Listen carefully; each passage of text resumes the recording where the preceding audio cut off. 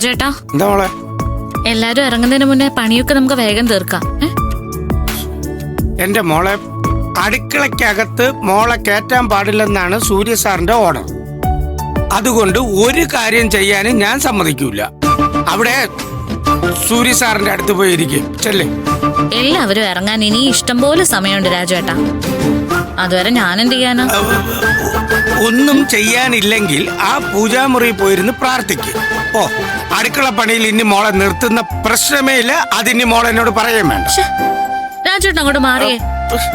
സൂര്യ sir അങ്ങനെയൊക്കെ പറയും. അത് മുഴുവൻ കാര്യമാക്കേണ്ടതില്ല. അങ്ങോട്ട് സൂര്യ സാർ എങ്ങനെ കണ്ടോണ്ടോന്നേ എന്റെ തല എടുക്കുന്നു. എന്നിട്ട് സാറ് തിരിച്ചു പോകുമ്പോഴേ ഞാൻ ആ തല കൃത്യമായിട്ട് ഫിറ്റ് ചെയ്തോളാം. അപ്പൊ പ്രശ്നം തീർന്നല്ലോ. മാറങ്ങോട്ട്. എന്റെ മോളെ എന്ത് ചെയ്യൂന്ന് പറഞ്ഞേ? എന്റെ മോളെ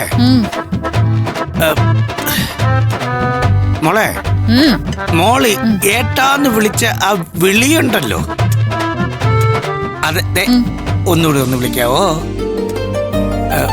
രാജുവേട്ടനെ മനസ്സറിഞ്ഞ് ഒന്ന് കേക്കാൻ വേണ്ടിയാ. ഒന്ന് പോയേ രാജുവേട്ടാ. അങ്ങനെ ഒന്ന് വിളിക്കാൻ ഞാൻ പെട്ട പാടെ എനിക്കേ അറിയൂ. അല്ല, സൂര്യ സാറിനെ സമ്മതിക്കണം മോളെ. മറ്റുള്ളവര് എന്തൊക്കെ പറഞ്ഞാലും സൂര്യ സാറ് മോളെ കാത്തുരക്ഷിച്ച് നടക്കുന്നുണ്ടല്ലോ. അത് മതി. അതെനിക്ക് നന്നായിട്ട് അറിയാം രാജുവേട്ടാ. അക്കാര്യത്തിൽ എനിക്ക് ഒരു സംശയമില്ല. ആ, പിന്നെ വേറൊരാളോടുകൂടി എനിക്ക് നന്ദി പറയാനുണ്ട്. അതാരാ? രഞ്ജിത്ത് സാർ.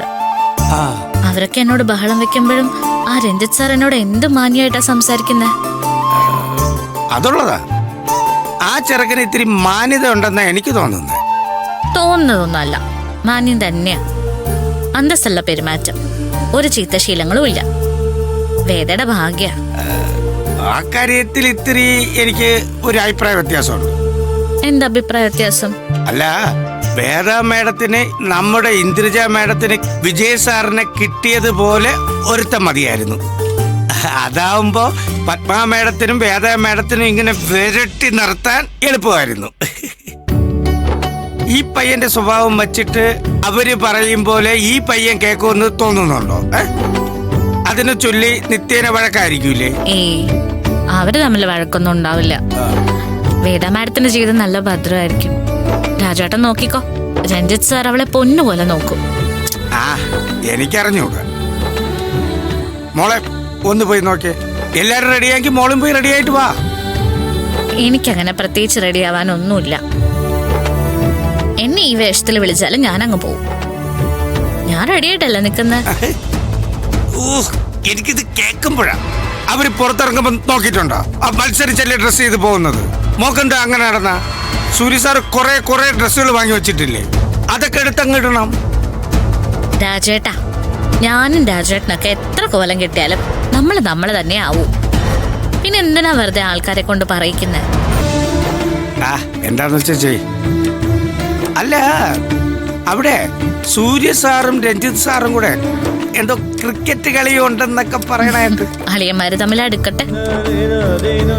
എങ്ങനെ കളിച്ചും ചിരിച്ചൊക്കെ അല്ലേ അടുക്ക.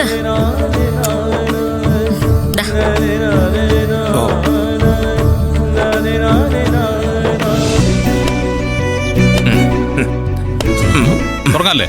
സംഭവി ഇങ്ങനെയാണോ? ഇങ്ങനെയാണ് കണ്ടത്തിലൊക്കെ പണ്ട് മരിച്ചിനി കമ്പ് തിരിച്ചല്ലേ അടിക്കുന്നത്. നല്ലത്. സൂര്യ, എങ്ങനെയാ കളി? ഇവിടെയൊക്കെ കളിക്കുമ്പോഴേ ഈ കണ്ടം കളിയുടെ നിയമമേ പറ്റൂ. അതെ, കണ്ടം കളി. കണ്ടം കളിയോ? What is that? നാട്ടിൽ അങ്ങനെയൊക്കെ. അതെ, പണ്ട് കൃഷിയില്ലാത്ത കണ്ടങ്ങളിലൊക്കെ പിള്ളേര് കളിക്കുമല്ലോ. അവിടെ ഈ ഗ്രൗണ്ടിന്റെ സ്വഭാവം അനുസരിച്ചായിരിക്കും നിയമങ്ങളൊക്കെ. അങ്ങനെയല്ലേ അളിയ? ഒരു കാര്യമെങ്കിലും എന്റെ അളിയന് കൃത്യമായിട്ട് അറിയാലോ. എന്റെ അമ്മോ, അത് പിന്നെ പണ്ട് ക്രിക്കറ്റ് കളിച്ച് ശീലമുള്ളതുകൊണ്ടാ. വേറെ ഒന്നല്ലേ രഞ്ജിത്ത്, ഇവിടെ ഇപ്പോ 2 ഏരിയ മാത്രമേ ഉള്ളൂ. ഗ്രൗണ്ടിലൂടെ മതിൽ ടച്ച് ചെയ്തതിലെ 4, അല്ലാതെ മുകളിലൂടെ പോയ 6. അങ്ങനെ പ്ലാൻ ചെയ്യാം നമുക്ക്. ഓക്കെ അല്ലേ? ഓക്കെ. ഇപ്പോ ഇവിടെ 3 പേരില്ലേ? എങ്ങനൊരു ടീമാക്കും? It's simple. അത് പിന്നെ ഓരോ ഓവർ മാറി മാറി ബാറ്റ് ചെയ്താൽ പോരെ? അല്ലേ അളിയാ? ഓരോ ഓവർ ഞാൻ ബാറ്റ് ചെയ്യുന്നു, അടുത്ത ഓവർ രഞ്ജിത്ത് ബാറ്റ് ചെയ്യുന്നു, അടുത്ത ഓവർ അളിയും ബാറ്റ് ചെയ്യട്ടെ. അതനുസരിച്ച് ബൗളിങ്ങും ഫീൽഡിങ്ങും ഒക്കെ നമുക്ക് മാറി മാറി ചെയ്യാലോ. Oh that's good. ആ എന്താ അളിയാ? അളിയ, ആ. ഞാനിപ്പോ കളിച്ചിട്ട് ഒരുപാട് ഗ്യാപ്പ് വന്നു. ആ. അപ്പോ ബാറ്റിങ്ങും ബോളിങ്ങും ഒക്കെ അത്ര ശരിയാകത്തില്ല. പിന്നെ അളിയ എന്ത് ചെയ്യാൻ പോകുന്നു? കിളയ്ക്കാൻ പോകുന്നു? പണ്ടും അതാ ശീലം. എന്ത് കിളയ്ക്കാൻ പോക്കോ? കിളക്കലല്ല, പിന്നെ നിങ്ങൾ രണ്ടുപേരും ബാറ്റ് ചെയ്യുന്നു, ഞാനിവിടെ ഫീൽഡ് ചെയ്യാം. No change. അത് കുഴപ്പമില്ല. അപ്പോ നമ്മൾ രണ്ടുപേരും തമ്മിൽ ഡയറക്റ്റ് ഫൈറ്റ്. ഏയ് ഫൈറ്റ് ഒന്നുമില്ല. ഈ ക്രിക്കറ്റ് കളിയുടെ കാര്യത്തില് ഞാൻ പൊതുവെ ആരെയും വെല്ലുവിളിക്കാറൊന്നുമില്ല. അതുപോലെ എന്നെ ആരും വെല്ലുവിളിക്കാറുമില്ല. വൈ? എന്തോ ക്രിക്കറ്റിൽ എനിക്ക് കുറച്ച് ഭാഗ്യം കൂടുതലാണെന്ന് തോന്നുന്നു. ഓ, എന്നാലും കഴിവ് കൂടുതലാണെന്ന് പറയില്ലല്ലോ. ആ, അതെന്തായാലും നന്നായി. സൂര്യ പോലെ കഴിവുള്ള ഒരാളെ തോൽപ്പിക്കുമ്പോഴാണല്ലോ അതിന്റെ ഒരു സുഖം. എങ്ങനെ എങ്ങനെ എന്നെ തോൽപ്പിക്കാനാ? എന്നെ ക്രിക്കറ്റ് കളിയില്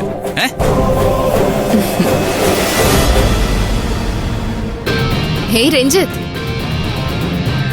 കളി ക്രിക്കറ്റ് ആണെങ്കിൽ രഞ്ജിത്ത് സച്ചിൻ ടെണ്ടുൽക്കർ ആണെന്ന് ഈ പാവത്തിന് മനസ്സിലായിട്ടുണ്ടാവില്ല. സച്ചിൻ തെണ്ടുൽക്കർ അമേരിക്കൻ സച്ചിനാ? അതെ, അമേരിക്കൻ മലയാളികൾക്കിടയിൽ രഞ്ജിത്തിന് അങ്ങനെ ഒരു വിളിപ്പേര് കൂടിയുണ്ട്. എന്തായാലും രഞ്ജിത്ത് വരുംകാല അളിയന് അത് കൃത്യമായിട്ടൊന്ന് മനസ്സിലാക്കി കൊടുത്തേക്ക്. അതെ, അവരോട് പൊയ്ക്കോളം പറ.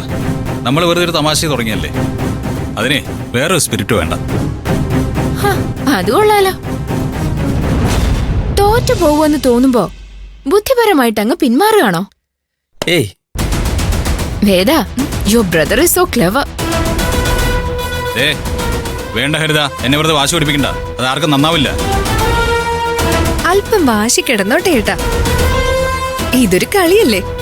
അതിന് നല്ല സ്പിരിറ്റ് ഉണ്ടാവണമെങ്കിൽ വാശി വേണ്ടേ? എന്താ സൂര്യ, പിന്മാറുകയാണോ? അതോ രഞ്ജിത്തിനോടൊന്ന് കളിച്ചു നോക്കുന്നോ? രഞ്ജിത്ത്, നമുക്ക് കളിക്കാം. കേട്ടടി? ഓക്കെ സൂര്യ. ക്രിക്കറ്റ് എന്നല്ല, ഏത് ടീമിലേക്ക് ഇറങ്ങിയാലും ഞാൻ അതിൽ സീരിയസ് ആയിരിക്കും. Don't mistaken me. ആഹാ, എല്ലാവരും റെഡി ആവുന്നതിനിടയ്ക്ക് ഇങ്ങനെ ഒരു പരിപാടിയും തുടങ്ങി. വെറുമൊരു തമാശയായിട്ട് തുടങ്ങിയതാങ്കിൽ ഇപ്പൊ അതിന് ഒരു ഇന്റർനാഷണൽ മാച്ചിന്റെ സ്വഭാവമായി. ഓ